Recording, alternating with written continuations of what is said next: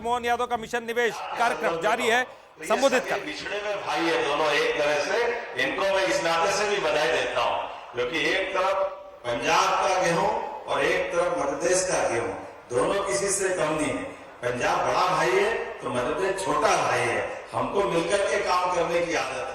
आज बदलते दौर में जिस प्रकार से समय बदला, हमने सब ये बात तो सही है, जैसे राजनीतिक दलों को छूटे थे कोई कहीं भी आकर के काम करे, अपनी पहचान बनाए, हमारे लिए भी तो छूट है कि हम आपको आमंत्रित करें कि आप भी अपना व्यापार व्यवसाय बढ़ाएं, यहाँ भी काम करें, मध्य प्रदेश भी काम करे। सरकार आपको सब मदद करने के लिए तैयार है, किसी प्रकार से कोई कमी आने वाली नहीं। जब मैं दिल खोल के बात कर रहा हूं तो आपका भी दिल खोल के संदेश तो आना चाहिए। सरकार की व्यवस्थाओं के बलबूते पर मैं पॉलिसियों पे बात नहीं करूंगा।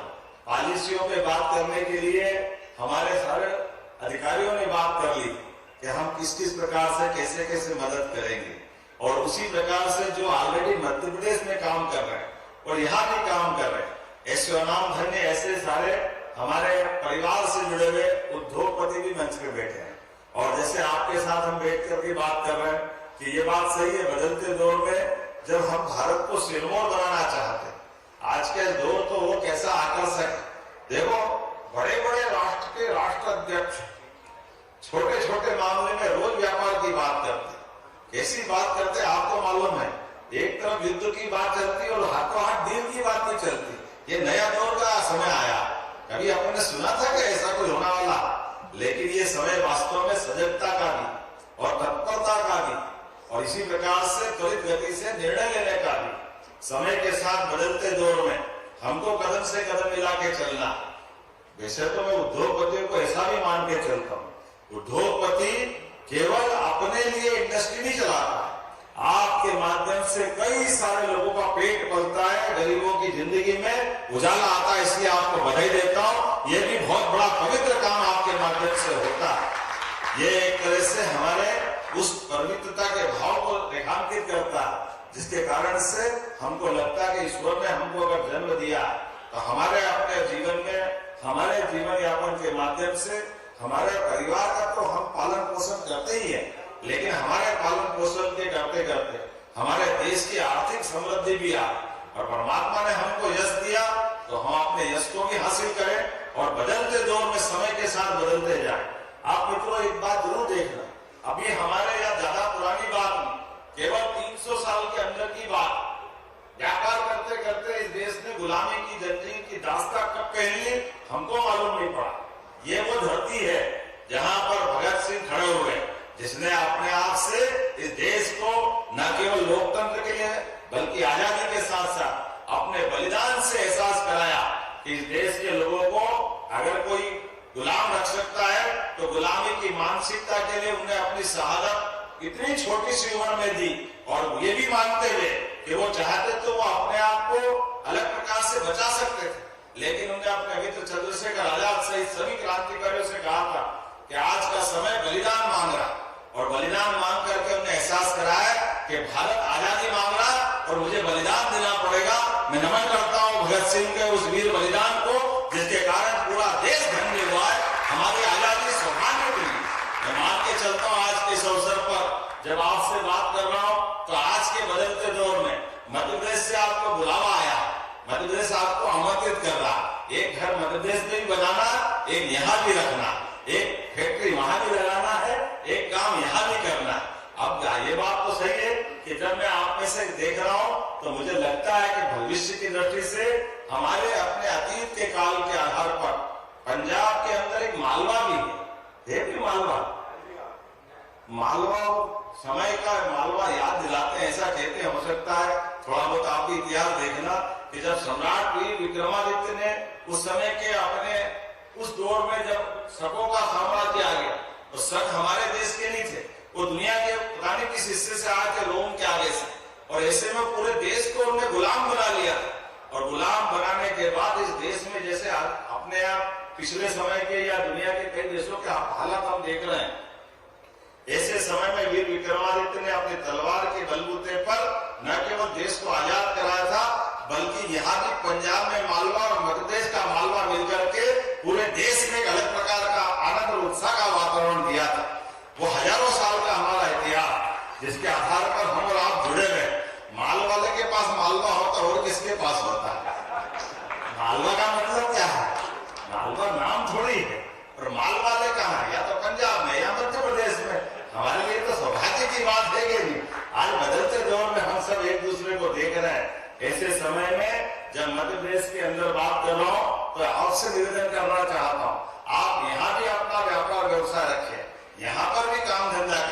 लेकिन काम धंधा बढ़ना भी तो चाहिए।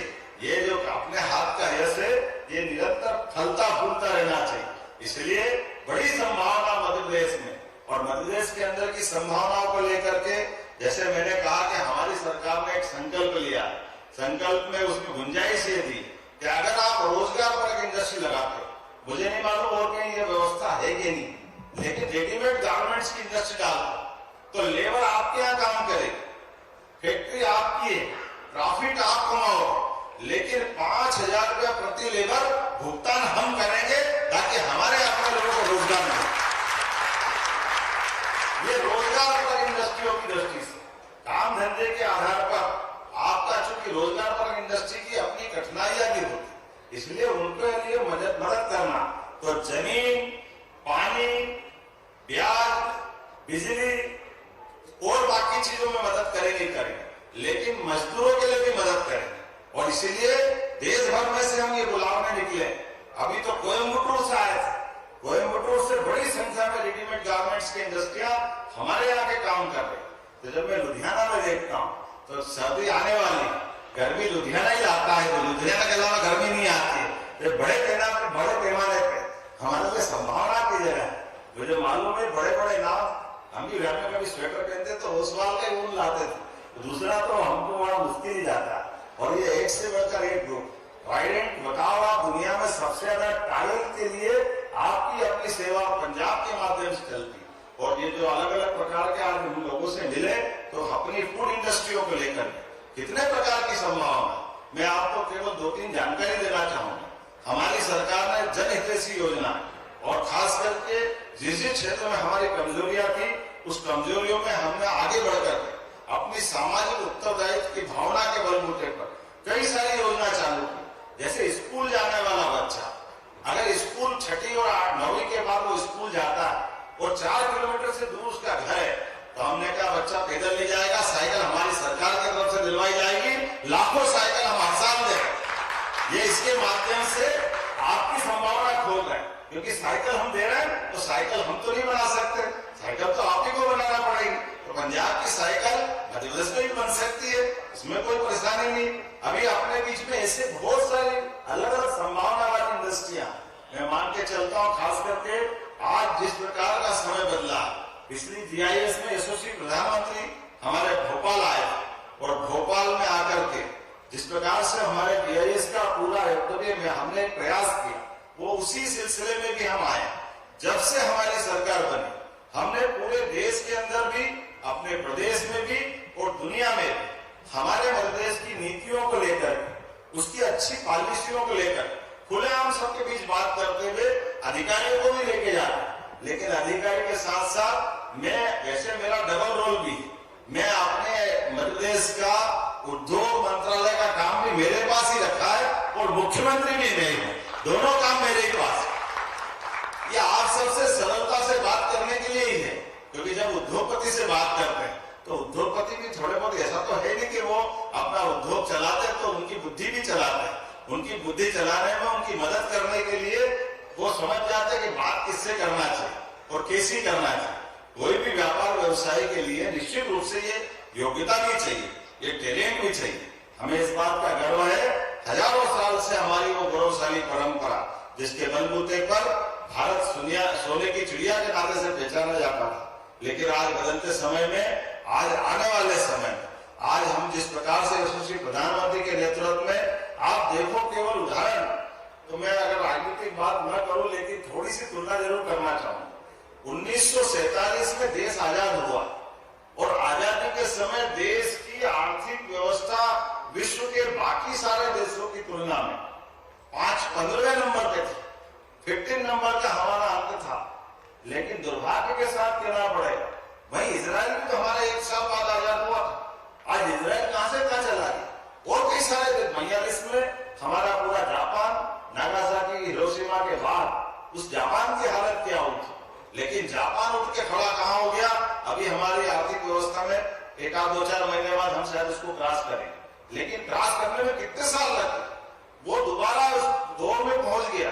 तो आज का समय भी अपना देश तो पुरुषार्थों का है, ये तो हमारी गुरु परंपरा के आधार पर वीरों महावीरों की धरती है। तो आज बदलते दौर में 2014 में 11 नंबर की आर्थिक व्यवस्था में नंबर था, लेकिन आज बदलते दौर में यशस्वी प्रधानमंत्री के नेतृत्व में दुनिया की चौथी अर्थव्यवस्था से हम तीसरी तरफ जा रहा है। जोरदार अभिनंदन श्रीमान नरेंद्र मोदी जी के लिए। इतनी कम समय में 11 साल बहुत बड़ा समय नहीं होता, लेकिन 11 साल से भी कम समय में जिस प्रकार से इस देश के अंदर आर्थिक तंत्र पूरा बदला है, जिस प्रकार से व्यापार व्यवसाय की संभावना बढ़ी और देश के नेता कैसे होना चाहिए, जो आंख में आंख डाल करके हमारे लिए रूस का भी वही महत्व, जो अमेरिका का, हमारे लिए चाइना के लिए भी वो हिसाब रखने में अपना देश का नेतृत्व, देश के नागरिकों के लिए, देश की भविष्य की योजनाओं के लिए जिस प्रकार से काम कर रहा है, इससे बढ़कर कोई समय नहीं। तो आइए हम सब आगे बढ़े, क्योंकि आप आपके लिए नहीं कर रहे हैं, आप आपके साथ बहुत सारे लोगों की जिंदगी के लिए काम कर रहे हैं, इस देश की उन्नति के लिए काम कर रहे हैं। मध्य प्रदेश के साथ पंजाब की उन्नति के लिए मैं केवल निमंत्रण देने आया हूं। उम्मीद करता हूं कि आज का ये सत्र हमारे उसी भाव का रहेगा। जैसे मैंने कहा, मैं कोयम्बटूर, बेंगलोर, सूरत और देश के कई सारे राज्यों में, इसी प्रकार से विदेश में भी, और हमने हर महीने हर बार अपने यहाँ इसी प्रकार की इंडस्ट्री कॉन्क्लेव करते हुए और ये राज्य के बाहर रोड शो करते हुए हमारी बात सबके बीच रखते जा रहे हैं। और उसका परिणाम निकला कि बीते फरवरी में हमने लगभग 30 लाख करोड़ के निवेश के प्रस्ताव पूरे देश से आमंत्रित किया और मध्य प्रदेश में इतना बड़ा इन्वेस्टमेंट ये पहली बार आया और हम उससे थके और रुके नहीं। ये हमने पहले कॉमन रूप से किया था, फिर अलग अलग सेक्टर वाइज, हर सेक्टर में बड़ी संभावना। जैसे मुझे नहीं मालूम यहाँ साइकिल इंडस्ट्री तो है, लेकिन लोहे की कोई खदानें हैं मुझे नहीं मालूम है क्या यहाँ पे खदानें? स्क्रैप से शायद काम चलता था पहले, ऐसा या जो भी बाहर से लाना पड़ता होगा, लेकिन हमारे तो स्टील आप प्लांट लगाए। हमारे यहाँ अभी बीच में हमने शहडोल में इंडस्ट्री कॉन्क्लेव की, शहडोल के अंदर 2 कारखाने 3.5 हजार करोड़ के, जो अपने आप में इसी प्रकार से सिंगरौली, सतना, रीवा और केवल पूरा माइनिंग के अंदर जितनी संभावना मध्य प्रदेश में, मध्य प्रदेश देश का वो एकमात्र राज्य है जिसकी जमीन में हीरा भी मिलता है और सोने की खदान भी मध्य प्रदेश के अंदर है। मैं तो केवल आपको आमंत्रित दे रहा हूं कि आप सब आइए, जिस भी प्रकार की कोयला भी रहे तो पानी की पर्याप्तता के आधार पर बिजली सभी प्रकार से बनाने की संभावना, निवेश के सभी सेक्टर में कोई सेक्टर ऐसा बाकी नहीं जहां बड़ी संभावना नहीं। मैं मान के चलता हूं कि जब आप निवेशकों से बात करते हो तो आपको भी इस बात की ध्यान में आई रही है। और जिस प्रकार से मुझे आज रिस्पांस मिला, सच मानो इतनी जगह गया, लेकिन लुधियाना में जो प्यार मिला है वाकई मुझे अभिभूत कर दिया। मैं आपको धन्यवाद देता हूं और जीवन भर ये प्यार नहीं भूलेंगे। आइए हम सब मिलकर के भारत माता की सेवा में इसी प्रकार से लगातार बढ़ते रहे। बोले भारत माता की। बहुत बहुत धन्यवाद।